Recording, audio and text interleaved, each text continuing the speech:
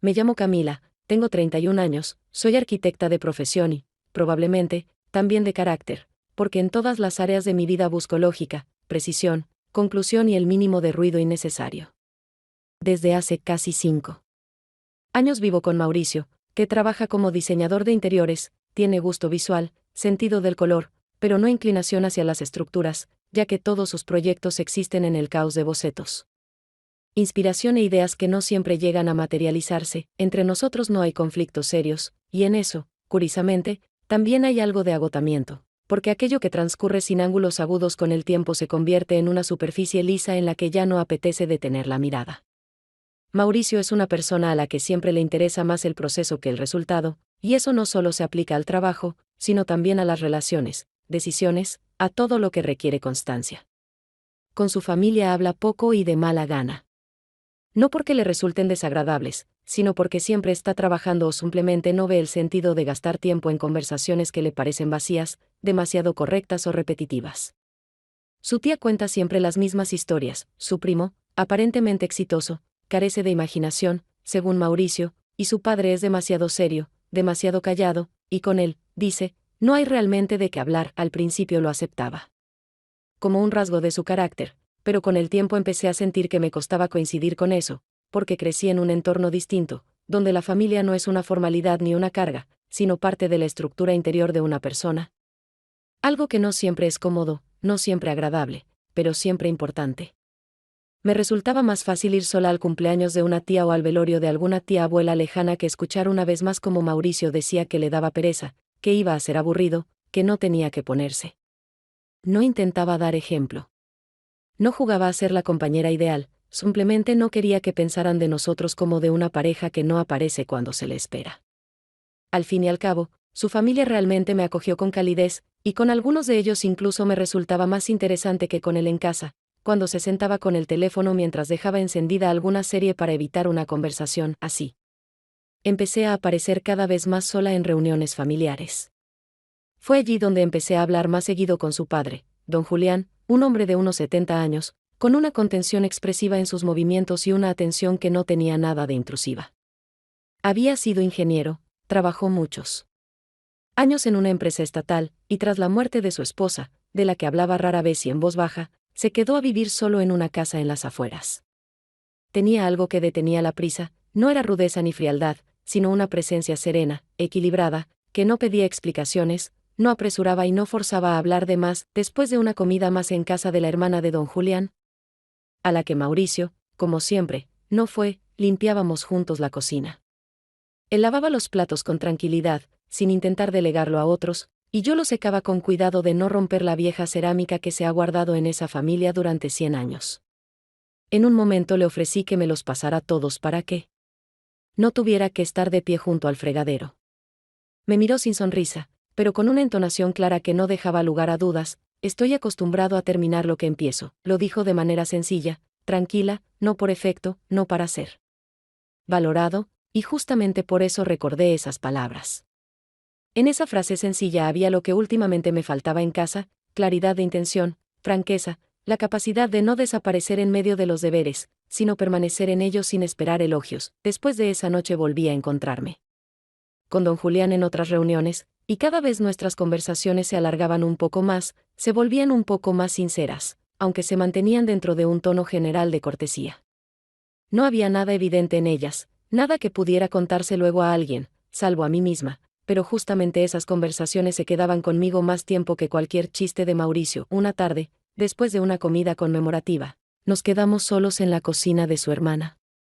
Él estaba de pie junto a la ventana, sostenía una taza de café y escribía algo en una pequeña libreta. Le pregunté si no le resultaba aburrido vivir solo. No respondió de inmediato, dio un sorbo y, sin mirarme, dijo: estar solo no siempre significa sentirse solo. Pero sí, hay días en que el silencio se siente demasiado profundo. Me quedé en silencio, porque no sabía qué sería apropiado decir. No fue una confesión, pero tampoco una formalidad. Él tenía el don de expresar cosas que yo apenas sentía, pero que aún no había formulado para mí misma. En casa no encendí la luz durante un buen rato, me senté en el pasillo, me quité los pendientes, y pensé en lo fácil que es acostumbrarse a una relación en la que todas las pausas se vuelven costumbre. Y el silencio, solo una forma de no arruinar nada. El martes por la mañana, mientras regresaba de una reunión con clientes y contestaba 3 mensajes al mismo tiempo, me llamó don Julián, cuya voz reconocí de inmediato, no solo por el timbre, sino por la forma en que pronunciaba mi nombre, sin apuro, como si me diera tiempo para reaccionar antes de pasar al asunto. Se disculpó por la llamada tan temprano y me dijo que su hermana estaba por celebrar su cumpleaños, que toda la familia se reuniría para una cena el sábado, y que Mauricio, evidentemente, lo había olvidado otra vez.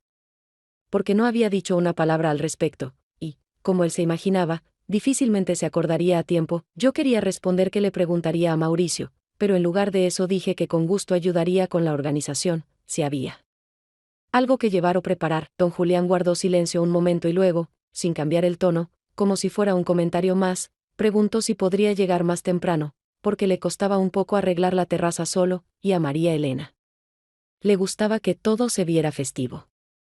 Le dije que llegaría a las 3, y así nos despedimos, aunque aquella despedida tampoco sonó como una formalidad, sino como algo un poco distinto, no un pedido de quedarse, pero tampoco una voluntad clara de separarse. Ese día, cuando llegué, el jardín olía a césped recién cortado, en la casa había una ventana abierta, y sobre la mesa estaban las bolsas con guirnaldas y servilletas, que resultaban algo cómicas en el contexto de aquella vivienda sobria, con paredes grises y silencio en cada rincón.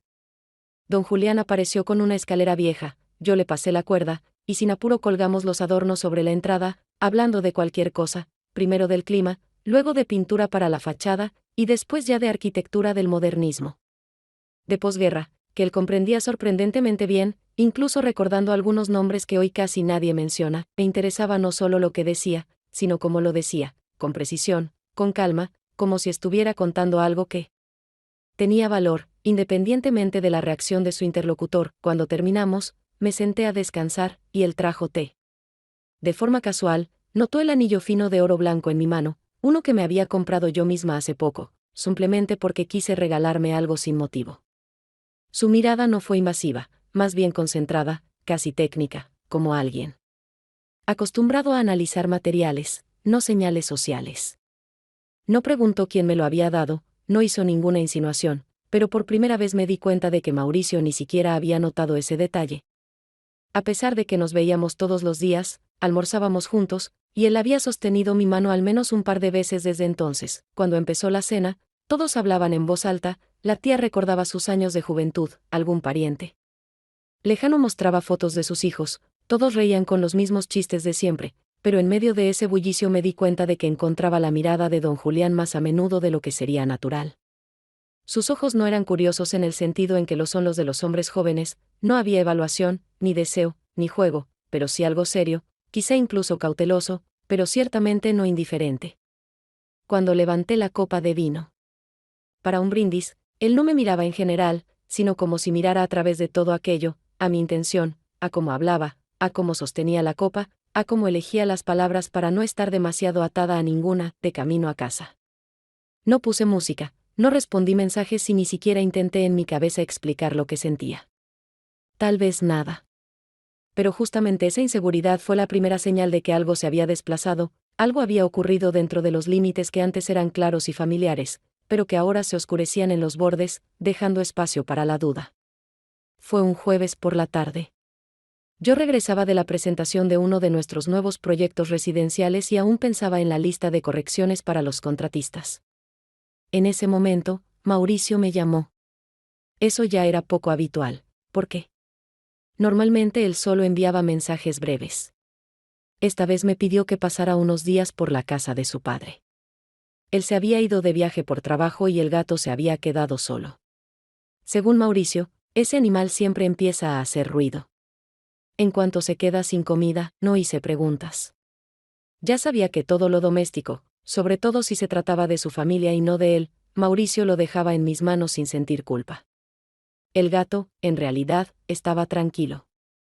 Cuando entré en la casa, grande y algo oscura, el aire era fresco y constante. El ambiente tenía un olor a madera, café y algo más, probablemente una infusión de menta que el padre de Mauricio solía preparar por las noches. El gato estaba echado sobre el alféizar. No se movió al verme.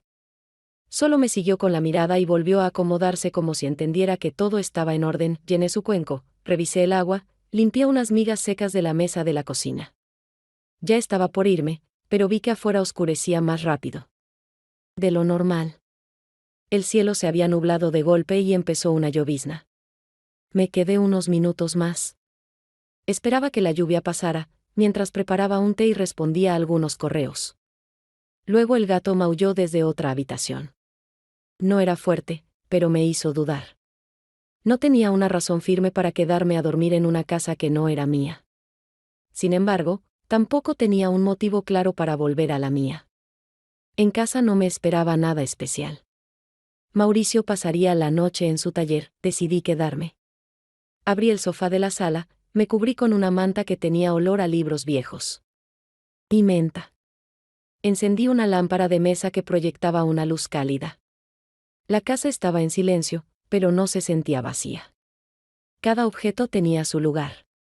No estaban ahí por decoración, sino porque alguien sabía cómo convivir con ese espacio. Cerca de las 9 sonó el teléfono. En la pantalla apareció un nombre familiar. La voz del padre de Mauricio sonó tranquila, con una leve sorpresa, pero sin exageraciones. Me agradeció de forma sincera. No fue una de esas frases vacías. Hablamos más de lo que se necesitaba para esa situación. Nadie intentó alargar la conversación, pero tampoco la cortamos con prisa. Las pausas no molestaban. El silencio acompañaba. Me preguntó si estaba cómoda y si el gato no había hecho mucho ruido. Luego recordó que en un cajón junto al escritorio había un té nuevo que alguien le había regalado. Pensó que tal vez me gustaría. Sonreí, sin decir nada. Sabía que él lo entendería igual. Preparé ese té. Me acomodé de nuevo en el sofá con la manta. Saqué de la estantería un libro sobre arquitectura industrial de mediados del siglo pasado. Era técnico, con ilustraciones, pero tenía algo acogedor. Leí mientras el gato se acercaba y se echaba a mi lado. Se movía lento, con calma, como todo en esa casa. Esa noche dormí con ligereza. No porque fuera más cómodo que en mi casa, sino porque era más tranquilo. Cada sonido, incluso el crujido de la madera, daba una sensación de espera. Como si alguien supiera que yo iba a llegar, aunque no se lo hubiera dicho. El domingo por la tarde, ya de regreso de una reunión con el equipo técnico, me sentía algo cansada pero en paz. El día casi terminaba. Imaginaba volver a casa, preparar un té, revisar el correo, escuchar música. Entonces el coche se detuvo sin previo aviso. No hubo ruido, ni luces en el panel. Todo quedó en silencio. Intenté encenderlo otra vez. Nada. El tablero seguía apagado. La lluvia apenas comenzaba. Era evidente que en pocos minutos se convertiría en tormenta. Miré a mi alrededor. Solo algunos autos estacionados y una tienda cerrada. En la esquina, un farol parpadeaba. No tenía ganas de caminar, ni de buscar un taxi. Mauricio no contestaría. Estaría en el taller, usando auriculares. Aunque viera la llamada, respondería más tarde. Saqué el teléfono, busqué un nombre familiar y llamé. El padre de Mauricio respondió de inmediato. Me preguntó dónde estaba y dijo que llegaría en 20 minutos. No hizo preguntas, ni mostró sorpresa. Cuando subí a su coche, la lluvia ya había cubierto las aceras. Dentro, el ambiente estaba cálido. Se sentía el olor a café y algo que recordaba una menta suave. Él me preguntó si había intentado encender el coche. Le conté que lo hice 2 veces, pero no pasó nada. Él dijo que probablemente era la batería. Comentó que suele pasar cuando el borne está flojo. Salió bajo la lluvia, abrió el capó, revisó algo y luego volvió al coche. Sacudió el agua del cabello y comentó que no había mucho por hacer. Con esa lluvia y sin herramientas, solo quedaba llamar a la grúa. Ya había hecho la solicitud, asentí. Todo estaba claro. Nadie exageraba, ni hablaba de mala suerte. Era solo una situación que requería una solución. Nos quedamos en silencio, escuchando cómo la lluvia golpeaba el parabrisas. Y de pronto, sentí que no quería que ese momento terminara. No por cansancio o frustración, sino porque me sentía bien allí, sin necesidad de hablar, sin tener que explicar nada. Él me ofreció su abrigo. Lo puso sobre mis hombros con un gesto natural. Le di las gracias. No añadí más. Hablamos de cosas simples. Comentamos que anochece más temprano cada vez, que los árboles del centro este año cambiaron de color de manera desigual. Dijimos que la ciudad, bajo la lluvia, parece más vieja, pero no pierde su carácter. Cuando llegó la grúa, todo fue rápido.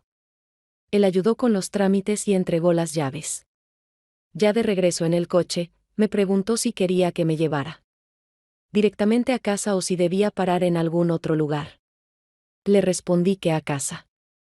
Y después de unos minutos, sin pensarlo mucho, dije que le agradecía por haber venido. Él solo me miró y asintió. Ese gesto fue suficiente. No hacía falta nada más. Pasaron apenas unos días desde aquella noche en que nos sentamos en su coche, refugiándonos de la lluvia, hablando de forma breve y cautelosa, pero de un modo distinto al de antes. El coche ya estaba en el taller, y mi marido insinuaba con molestia que yo debería haberlo llamado a él. Al final, no tenía planes de volver a aparecer en casa de don Julián, no porque considerara un error lo ocurrido, sino porque no quería que todo se volviera demasiado frecuente, demasiado evidente. Pero en cuanto encontré esa llave de repuesto, que había quedado en mi bolso tras la noche con el gato, no pude evitar usarla como excusa. Aunque formalmente fuera solo un gesto doméstico, había en él algo más que simplemente devolver algo a su lugar. Compré un nuevo alimento para el gato, como me había prometido hacía tiempo, y fui sin avisar. No porque quisiera sorprenderlo, sino porque en los últimos días había adquirido una extraña certeza: la puerta estaría abierta de todos modos. Él abrió casi enseguida. No parecía sorprendido, más bien como si supiera desde hace tiempo que esa visita tarde o temprano ocurriría. Su mirada pasó por la bolsa en mi mano, luego por la llave que sostenía entre los dedos, y dijo en voz baja, con esa misma calma y equilibrio que ya comenzaba a reconocer: acabo de poner la tetera. Si no tienes prisa, pasa. Entramos a la cocina. Hacía un poco de frío, como siempre, pero ya me resultaba familiar, y en esa familiaridad sentí una seguridad extraña, como si ese espacio ya no fuera ajeno. Dejé el alimento junto al cuenco, lo saqué de la bolsa y, junto con él, coloqué la llave sobre la mesa, sin destacarlo. Él echó un vistazo y no dijo nada más. Preparaba el té con movimientos tranquilos, seguros, como alguien que no está acostumbrado a apresurarse. Yo estaba de pie junto al armario, sin intervenir, solo observando cómo subía la temperatura del agua. Luego puso una taza frente a mí, dijo algo sobre que su menta siempre queda un poco más fuerte de lo debido. Sonreí. Mientras seguía hablando, me incliné de forma instintiva hacia la segunda taza, la que estaba más cerca de él. Quería ayudarla a colocarla en la bandeja. Ambos la tomamos al mismo tiempo, rápido, sin pausa, de forma natural, pero nuestros dedos se tocaron. Brevemente. Sin ninguna intención evidente, él no retiró la mano. Yo tampoco. Y ese instante, aunque duró apenas un segundo, no necesitó comentario alguno. Seguimos preparando el té, conversando, como si nada hubiese pasado. Pero yo sentía ese momento incluso cuando ya salía de la casa. Él no apartó la mano enseguida. Y yo tampoco. No fue un gesto, ni un impulso, ni un error. Fue como una respuesta silenciosa a algo que ya venía sonando entre nosotros desde hace tiempo, no en palabras, sino en los ritmos, en las pausas, en las miradas que se detenían medio paso antes del límite. Ambos fingimos que nada había ocurrido. Volvimos a los movimientos, al hervidor, a las cosas rutinarias que supuestamente debían estabilizar el ambiente, pero que en realidad solo confirmaron: algo había cambiado para siempre. Hablamos del clima, del gato, del frío matinal que se posa sobre las ventanas como una película delgada. Pero todos esos temas no eran más que un fondo para un silencio que no pesaba, era preciso, honesto y, de algún modo, ya acordado entre nosotros. Dije que ya era hora de irme, aunque no tenía ninguna prisa real. Él no me retuvo, no preguntó cuándo volvería, no ofreció nada. Pero cuando salí, ya sabía, ese roce, ese gesto tan simple, había sido la primera cosa verdaderamente irreversible entre nosotros. Después de aquella tarde en la cocina, cuando Nos rozamos accidentalmente las manos, pasaron varios días en los que no escribí. Y él, tampoco. No fue una pausa, sino un gesto. El silencio de ambos se percibía como una forma de dar espacio a algo que se había movido, pero que aún no tenía forma. No intenté analizarlo. Simplemente seguí con mi vida como si nada hubiera cambiado. Pero en algún rincón dentro de mí, el ritmo de antes ya no funcionaba, las cosas cotidianas empezaron a pesar. Tenía trabajo, urgente, real, complicado, pero me descubrí posponiéndolo no por agotamiento, sino porque no quería quedarme sola con pensamientos que el día anterior no tenían contexto. Un día recordé que alguna vez me habló de un libro antiguo, un manual de restauración arquitectónica, que le interesaba desde sus años en el instituto. Lo mencionó de pasada, hacía tiempo, pero yo lo recordaba bien, junto con el detalle de que tenía un ejemplar raro con anotaciones propias. Eso me pareció excusa suficiente.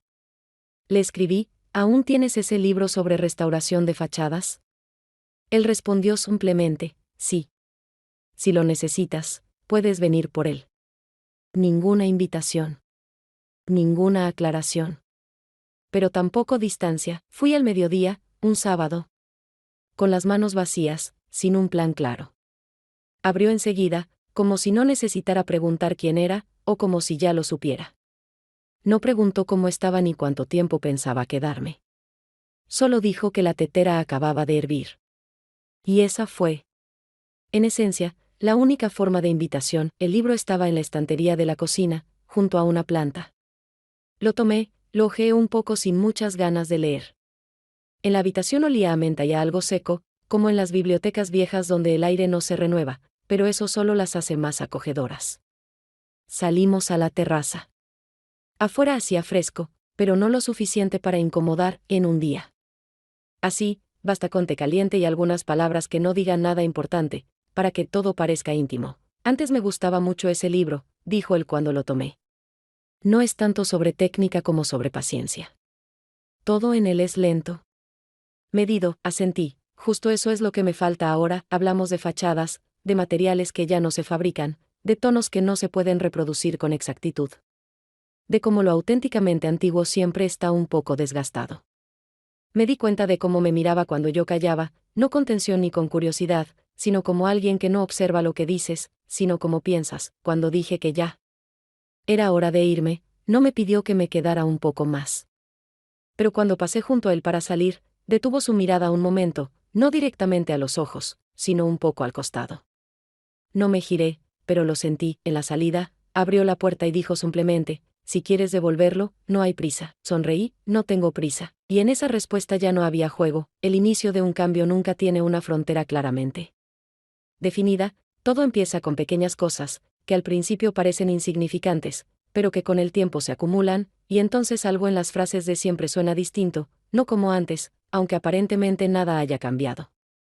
En nuestro apartamento apareció ese algo distinto, primero en las miradas, luego en los silencios, que ya no eran neutrales, sino que parecían una espera que alguien intentaba no poner en palabras. Últimamente Mauricio se había vuelto más atento, no de forma brusca, ni evidente, sino con cierta cautela, como si intentara recuperar el control de algo que durante mucho tiempo consideró estable, pero que de pronto sintió tambalear bajo sus pies. Noté que mencionaba a su padre con más frecuencia en las conversaciones, aunque antes solo lo hacía cuando era necesario, sin mayor interés. Una noche, cuando volvíamos juntos del supermercado y yo cargaba una bolsa con verduras mientras él caminaba al lado, sin quitar la vista de la acera, de pronto preguntó, casi con descuido, pero con esa ligereza exagerada que siempre delata otra cosa: oye, ¿no te parece que mi papá te menciona demasiado últimamente? Ya van varias veces que escucho tu nombre en su boca, y cada vez como si hubieran hablado de cosas de las que yo ni me entero. Me detuve a medio paso, no por la pregunta, sino por el tono. No había celos en el sentido convencional, más bien una ligera irritación de alguien que de pronto nota que un detalle habitual ya no está bajo control. Respondí con calma, sin justificarme, aunque tampoco con desafío: es cierto que hablamos a veces, cuando voy a su casa. Quizás más seguido que antes. Pero no es raro, yo voy allá más que tú. Él no replicó, pero tampoco aceptó la respuesta del todo. Lo noté por cómo callaba después de mis palabras, como si revisara algo en su cabeza, comparando. En casa, como siempre, puso las bolsas sobre la encimera, colocó los productos, pero ya sin esos comentarios casuales que solían acompañar nuestras tardes, y cuando me acerqué para ayudar, sin volverse, dijo: «No entiendo por qué ya no. ¿Te molesta cuando llego tarde? Antes te molestaba. Incluso te enojabas. Y ahora, nada», no respondí de inmediato, solo seguí acomodando las verduras, concentrándome en el ruido de las bolsas, en el movimiento de las manos, que permite tomar un poco de distancia. Luego dije: «Tal vez porque ya no te espero, después». De eso no dijo una sola palabra más, solo cerró la puerta del refrigerador con un poco más de fuerza, lo cual, para él, era casi un grito. Se fue al dormitorio sin anunciar cansancio, ni planes para la mañana, ni si debía poner el despertador. Me quedé en la cocina, no porque tuviera algo más que hacer, sino porque no quería entrar en esa misma habitación, donde las paredes aún recordaban nuestros movimientos habituales, pero ya no contenían nada vivo. Me senté a la mesa, serví un poco de agua y me quedé allí unos minutos en la penumbra, tratando de entender a quién estaba esperando en ese momento, no en general, no en el gran sentido, sino justo en ese instante, en ese apartamento, donde el silencio ya había dejado de ser compartido. La siguiente vez que aparecí en casa de don Julián no fue por un encargo, ni por una necesidad, ni por coincidencia, ni por una circunstancia conveniente, sino porque me dieron ganas. Aunque no me lo admitiera de forma tan directa como tal vez debería. Llevé comida nueva para el gato, la misma marca, pero con otra fórmula, porque me pareció importante cuidar no solo de un hombre adulto que perfectamente podía arreglársela solo, sino también de un animal silencioso que nunca salía de la casa, pero siempre sabía exactamente quién acababa de entrar en la cocina. No avisé que iría, aunque sabía que estaría en casa, porque los lunes siempre eran sus días de trabajo en el taller, y por la tarde solía volver para preparar su té y releer lo que ya había leído muchas veces, pero aún seguía pensando. No se sorprendió cuando abrió la puerta. Dijo un escueto: «Pasa». Y casi enseguida preguntó si tenía tiempo para un té en la terraza. Acepté, y la terraza era como siempre. Las tablas de madera crujían un poco, sobre la mesa había un periódico, unos lápices, una libreta con anotaciones sobre libros y 2 tazas que esperaban. Como también esperaba el silencio, hasta que alguien lo alcanzara con palabras. La conversación empezó, como siempre, sin rumbo, con cosas pequeñas, sin importancia, que permiten medir la temperatura del espacio entre 2 personas antes de decir algo que ya no puede retirarse. Hablamos del jardín, de las hojas que este año caían de un modo distinto, de cómo el otoño se estaba alargando, como si no pudiera decidir cuándo debía ceder el paso al invierno. Yo lo escuchaba sin intentar añadir nada superfluo, porque quería captar no solo las palabras, sino esas entonaciones que aparecen entre ellas, no obvias, apenas perceptibles, pero muy precisas. Después guardó silencio durante algunos segundos. Dejó su taza a un lado, estiró los hombros lentamente, no como quien está cansado, sino como alguien que quiere estar completamente presente en el momento que está por llegar. No me miraba directamente cuando dijo: «No me da igual cómo te ven los demás. Pero lo que realmente importa es cómo te veo yo». Después de esa frase no sentí un vuelco, ni miedo, ni alivio, solo silencio. Un silencio denso, amplio, como el aire después de una tormenta, cuando nada se rompe, pero todo cambia. Extendió la mano y me tocó el hombro, con calma, con precisión, como si no estuviera comprobando mi reacción, sino su propia presencia en ese gesto. En ese contacto no había seducción, ni presión, ni deseo de tomar o demostrar algo, solo una presencia cuidadosa, exacta, de alguien que por fin se permitía ser sincero, no con palabras, sino con el cuerpo. No aparté la mirada, no me retiré, porque no había nada que me hiciera huir, y tampoco nada en su gesto que me pareciera de más. Fue un momento en el que ya no había dudas, no porque todo se volviera más fácil, sino porque ya no quedaba nada que ocultar.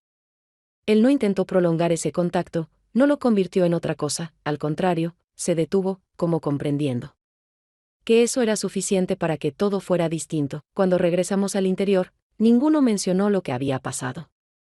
Pero fue justamente esa ausencia de palabras la confirmación más clara. El silencio ya no volvería a ser lo que había sido solo unos días atrás. No puedo decir que, después de aquella conversación en la terraza, algo haya cambiado radicalmente. No hicimos acuerdos, no fijamos reglas, no definimos un nuevo tipo de relación, como suele pasar en esas historias donde lo importante es el hecho de ponerle nombre a las cosas. Simplemente nos quedamos con lo que ya había sucedido, sin explicaciones, sin marcas, pero con plena conciencia de que todo lo que viniera después ya no pertenecería a la categoría de las casualidades cotidianas. Pocos días después, noté que Mauricio empezaba a comportarse de otro modo, no de manera drástica, ni agresiva, ni con algo que se pudiera identificar de inmediato, pero lo suficiente como para sentir que había percibido algo, aunque tal vez todavía no entendiera exactamente qué. De pronto comenzó a llegar más temprano, a comprar productos que antes ignoraba, a preparar café por las mañanas y dejarlo en la mesa para mí, aunque antes siempre salía de casa primero. Sin despedirse, una noche llegó con un ramo de flores. Uno sencillo, del kiosco de la esquina, sin cinta ni nota, pero con esa demostración silenciosa que no se confunde con un gesto de cariño. Lo puso sobre la mesa, observó cómo sacaba los tallos del envoltorio, y sin esperar respuesta, dijo que hacía tiempo no viajábamos juntos, que había encontrado pasajes al mar para el fin de semana siguiente, y que estaría bien cambiar de aire, aunque sea por unos días. Asentí, no porque me alegrara, sino porque no quería iniciar una conversación que, en cualquier dirección, nos llevaría a ese espacio estancado donde ya no quedaba confianza, pero aún no existía honestidad. El viaje se organizó rápido. Las maletas ya estaban listas junto a la puerta a la mañana siguiente, y el trayecto fue tranquilo, sin música, sin discusiones, con frases cuidadosas que evitaban cualquier fondo real. Él intentaba mostrarse atento, preguntaba si tenía frío, propuso parar a comer en el restaurante donde estuvimos antes de la pandemia, e incluso trató de recordar los nombres de los platos que habíamos pedido entonces.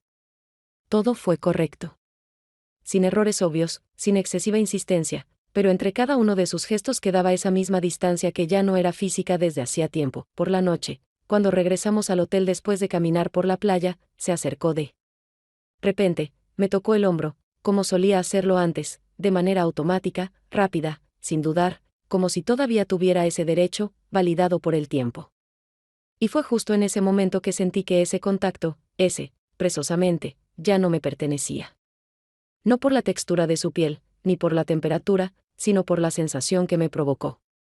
No fue solo inesperado, fue casi doloroso. ¿Por qué? Aquello que antes era familiar me hizo pensar en otro instante, en otro roce, en otra presencia. Me aparté, no de forma brusca, pero sí lo suficiente como para que se diera cuenta. No dijo nada, no se ofendió, no intentó preguntar qué ocurría, pero vi en sus ojos como buscaba alguna excusa que no tuviera que expresar en voz alta. Me levanté, salí al balcón, respiré el aire del mar que ya parecía demasiado frío para la temporada, y entendí que en ese instante no estaba pensando en él, ni en su cercanía, ni en sus intentos por sostener lo que teníamos. Pensaba en otra cosa, en alguien que ni siquiera estaba en esa habitación, pero cuya ausencia, justo entonces, hablaba más fuerte que todos los demás. Después del viaje, Mauricio y yo seguimos moviéndonos uno al lado del otro, pero como si no fuéramos realmente juntos, como si ambos intentáramos mantener la trayectoria que habíamos trazado hace tiempo, aun sabiendo que ya no llevaba a donde supuestamente debía terminar. Cada mañana desayunábamos en la misma mesa donde antes compartíamos planes para el día, pero ahora nuestras conversaciones eran frases sueltas entre grandes pausas, esas que no aparecen por casualidad, sino cuando lo simple ya cuesta más que callar lo complejo. No esperaba nada especial, ni respuestas, ni aclaraciones, ni decisiones, porque entendía que el momento de la claridad ya había pasado, y los dos callamos. Ahora todo avanzaba por inercia, como arena en un reloj que nadie se toma la molestia de voltear. Nuestra relación se sostenía en gestos educados, en rituales vacíos. Él me dejaba café, yo preparaba la cena, veíamos películas que ninguno de los dos recordaba. Y en esa rutina compartida ya no quedaba nada por lo que valiera la pena aferrarse, salvo por el recuerdo de cómo comenzó todo, después de otra reunión familiar a la que fuimos juntos, pero donde pasamos la mayor parte del tiempo por separado. Él conversando con los primos, yo ayudando en la cocina. Don Julián se acercó a mí cuando ya casi todos se estaban yendo. Sin decir nada, puso una caja vacía sobre la mesa y me preguntó si podía ayudarle a llevar algunas cosas al garaje, porque tenía la espalda un poco resentida y no quería arriesgarse. Acepté sin pensarlo. No hacía falta explicación para entender que no pedía ayuda física, sino una oportunidad de estar a solas sin testigos. En el garaje había penumbra, el viejo interruptor parpadeaba de vez en cuando, y el aire olía a polvo, madera y algo metálico, familiar pero impreciso. Trasladábamos las cajas sin hablar, no eran pesadas, solo grandes, y eso requería de 2 personas. Él estaba cerca, pero sin invadir, con esa distancia exacta que no la marca él protocolo, sino el respeto. Hablábamos de libros que había que subir al altillo, de herramientas viejas que quizás aún sirvieran, aunque nadie las usaba desde hacía 10 años. Su voz era tranquila, sin dobles sentidos, sin temblores, todo como siempre, pero dentro de esa normalidad flotaba una tensión distinta, muy suave, muy precisa. Cuando todas las cajas quedaron junto a la puerta, se apartó un poco, se limpió las manos con un trapo y, sin mirarme, dijo una frase que al principio me pareció parte de la conversación, pero que después entendí que era una acción por sí sola, no una pregunta, no una insinuación, sino una presencia verbalizada. No quiero que te vayas, si es que no tienes que hacerlo. No supe cómo reaccionar, no porque no tuviera respuesta, sino porque la sabía demasiado bien, y la certeza, a veces, da más miedo que la duda. Se acercó despacio, no con decisión, no con impulso, sino como alguien que aún está dispuesto a detenerse si hace falta. Y de pronto se inclinó hacia mí, simplemente, sin vacilaciones, y me besó.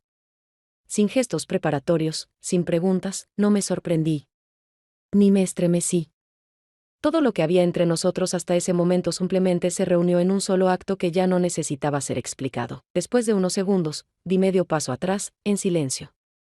Dije que ya era hora de irme. Él no me detuvo, no preguntó nada, no intentó justificar lo que había hecho. Y yo no miré hacia atrás al salir, pero en el camino de regreso no sentí que estaba dejando algo atrás. Al contrario, sentía que algo por fin se había vuelto claro, aunque no necesariamente correcto. No volví a ir. No escribí, no pregunté, no intenté recuperar el libro olvidado ni buscar un pretexto para aclarar algo. Todo lo que tenía que pasar, ya había pasado, completo, preciso, sin apuro, sin exceso. No requería continuación, no pedía explicaciones y no dejaba sensación de asunto inconcluso. Y quizás por eso fue el único episodio verdaderamente terminado dentro de todo lo que me rodeaba entonces. No acordamos que no volveríamos a vernos, no hicimos despedidas dramáticas, no nos dimos promesas. Simplemente nos detuvimos, no porque diera miedo o vergüenza, sino porque fue suficiente. Todas las palabras ya habían sido dichas entre líneas. Todos los gestos, explicados sin lenguaje, no sabía lo que él pensaba. Pero no dudaba, lo entendía igual que yo. Por eso no llamó. No preguntó si estaba bien. No propuso vernos, ni siquiera por casualidad. Ese silencio entre nosotros no era vacío, era la medida justa en la que todo cobra peso cuando ya no hay nada que demostrar. Pasaron algunas semanas.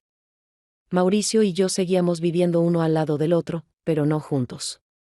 Hablábamos, comíamos, compartíamos información, sin conflictos, sin reproches, sin esfuerzo. Todo en nuestra relación seguía formalmente intacto, aunque algo vivo hacía tiempo que se había ido. Él lo sentía, pero no preguntaba. Y yo tampoco hablaba, no por miedo, sino por cansancio de explicar lo que ya no se puede reparar. Una noche tomé otra ruta, no porque buscara algo nuevo, sino porque simplemente no quería volver a casa por el camino de siempre. Y en un momento me encontré en la calle donde estaba su casa. Me detuve, sin intención, como si los pies se hubieran detenido antes que yo misma. Las ventanas estaban oscuras, el patio en silencio, nada indicaba presencia, y aún así, me bastaron unos segundos para sentir, ese espacio no había desaparecido. Ya no era mío, pero tampoco desaparecería nunca del todo de mí. No entré. No toqué el timbre. No mandé ningún mensaje. Solo me quedé un momento allí, mirando, sin pensar en nada, sin esperar nada. Luego seguí caminando, despacio, tranquila, ya sin resistencia interna, y ese fue el final. Pero no porque algo se rompiera, se perdiera o dejara de tener sentido. Al contrario, porque todo ocurrió de verdad. Y cuando algo verdadero termina, no desaparece. Permanece. Para siempre. Aunque nunca regreses.